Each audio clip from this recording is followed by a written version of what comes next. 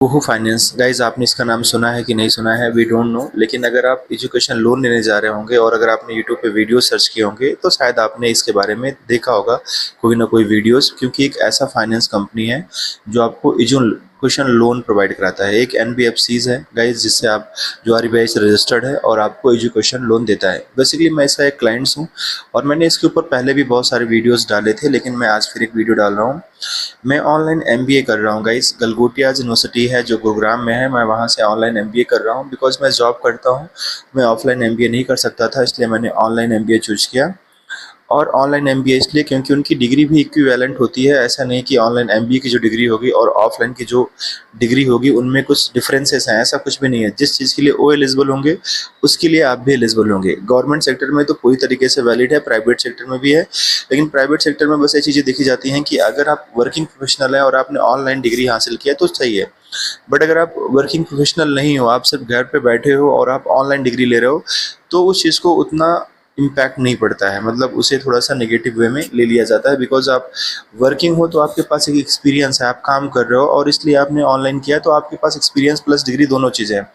लेकिन अगर आप सिर्फ ऑनलाइन एमबीए कर रहे हो और आप क्लास भी नहीं अटेंड कर रहे हो, जा भी नहीं रहे हो गाइस, सिर्फ आप डिग्री वहाँ से ले रहे हो, ऑनलाइन क्लासेस कर रहे हो, मैं मानता हूँ, लेकिन फिर भी वो जो रियल चीज़ें होती हैं वो आपको नहीं मिल पा रही हैं, तो इसलिए वो थोड़ा सा नेगेटिव हो जाता है। इसलिए अगर आप ऑनलाइन एमबीए कर रहे हैं तो कोशिश करें कि आप उसके साथ साथ अपने टाइम का कहीं ना कहीं यूटिलाइज करें, जॉब करें या कुछ और करें उसी फील्ड में, अगर आपको प्राइवेट सेक्टर में जाना है तो बेसिकली ये जो वीडियो है तो फाइनेंस के बारे में है कि अगर आपको एजुकेशन लोन लेना है तो आप यहाँ से कैसे ले सकते हैं। मैंने अपने बारे में बताया कि मैंने एमबीए गलगोटे यूनिवर्सिटी से किया और मैंने अपना पूरा फीस वहीं से जो है फाइनेंस कराया फर्स्ट ईयर की। क्योंकि गाइज अभी मैंने अपना फर्स्ट ईयर का एग्ज़ाम दे दिया है, तो फर्स्ट ईयर का जो फीस था मेरा वो पूरा 76,200 रुपये था, मेरा 2 साल का एमबीए का फीस। मैंने 37,000 रुपये का फर्स्ट ईयर का लोन वहाँ से कराया था। तो 37,000 का जो लोन कराया था गाइज, उसमें मेरा जो रेट ऑफ इंटरेस्ट लगा था 15.23% मेरा रेट ऑफ इंटरेस्ट लगा था। और बच्चों के डाउट्स ये थे कि क्या सर वो पैसा आपके अकाउंट में आता है, कॉलेज के अकाउंट में आता है? तो जब हम गलगोटे यूनिवर्सिटी से एडमिशन लिए तो ऑलरेडी गलगोटियाज का कोहू फाइनेंस के साथ कोलैब है।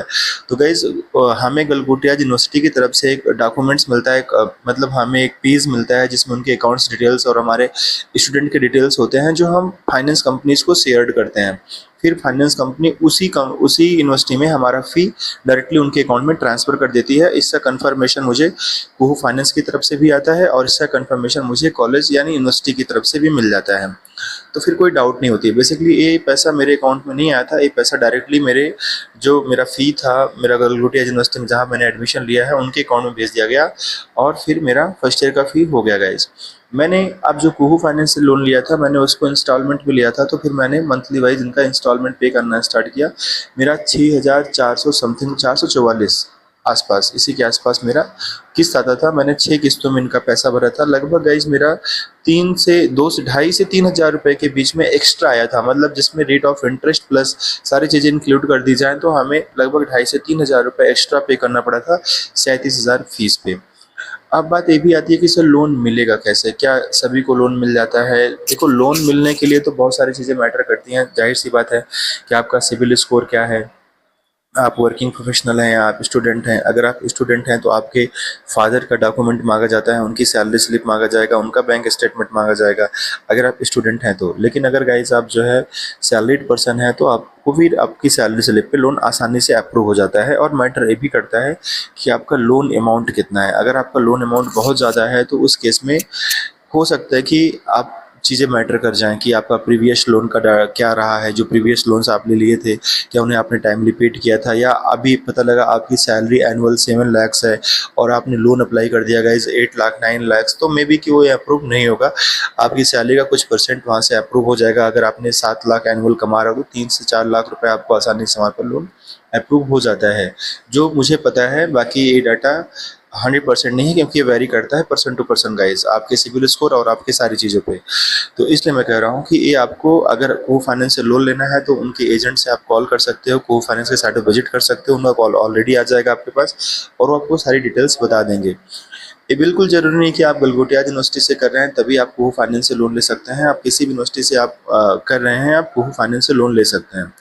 जब हम प्राइवेट बैंक या हम सरकारी बैंकों में जाते हैं गाइस, तो वहाँ पर लोन हमें इतनी आसानी से नहीं मिलता, थोड़ा चक्कर काटना पड़ता है। लेकिन इनका पूरा प्रोसेस ऑनलाइन है, हमें कहीं नहीं जाना पड़ता है। ऑनलाइन एक कॉल के थ्रू सारी चीज़ें हो जाती हैं और लोन अप्रूव हो जाता है। विदिन 8 डेज़ के अंदर आपका फ़ी सबमिट आपके कॉलेज में हो जाएगा और आपको सारा कन्फर्मेशन आपको मिल जाता है। फिर आप अपना बस उनकी ईएमआई टाइमली भरते रहिए।